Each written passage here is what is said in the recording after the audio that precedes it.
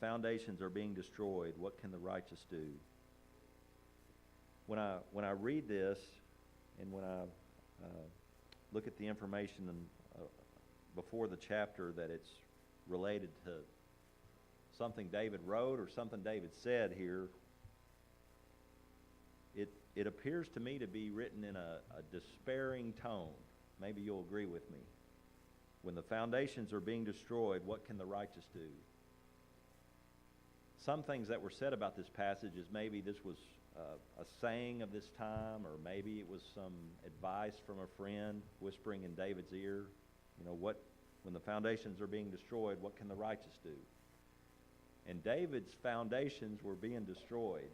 If you remember some of the stories of David, he had 600 men with him, and he was running from cave to cave and always on the run. And his world order on this earth, I should say, was certainly a chaotic time for him.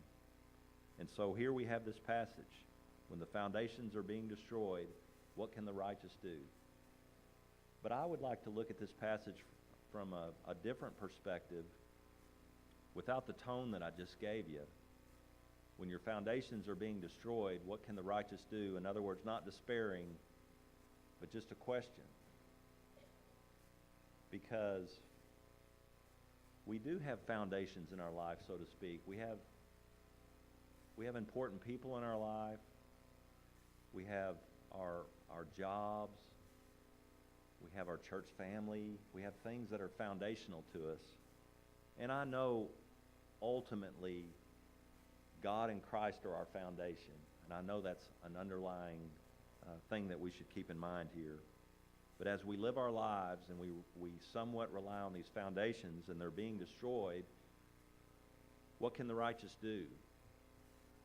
So maybe there's some answers conjuring up in your mind about what the righteous can do when our foundations are being destroyed.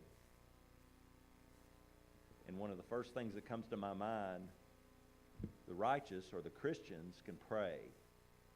What a great advantage it is for a Christian to have prayer when our foundations are being destroyed. Christians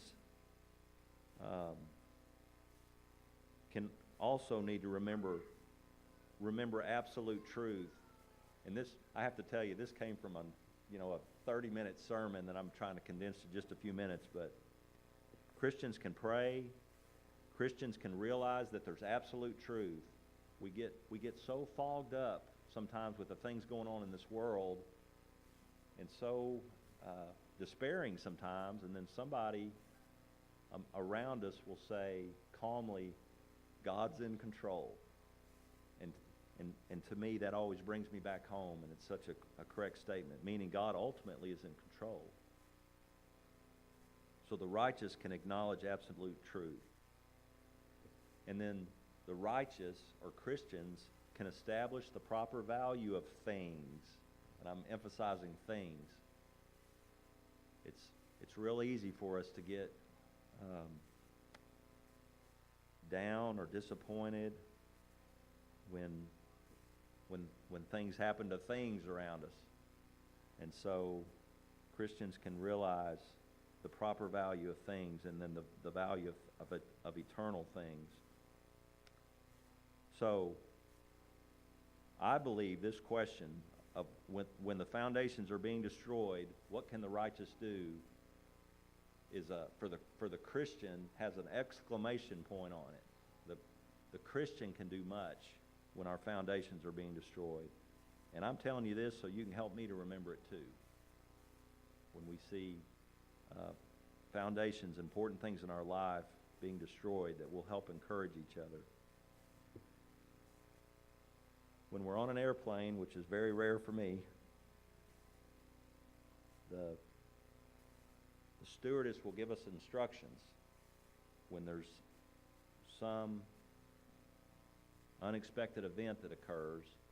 Your oxygen mask is going to fall down. And I do, as I'm listening and hanging on every word of what to do, she says to put the mask on yourself first. And I think this is one of these lessons where we put the mask on ourselves first. We try to get the right perspective of life, And that for Christians, again, when our foundations are being destroyed, there's much we can do, and there's great hope in our life.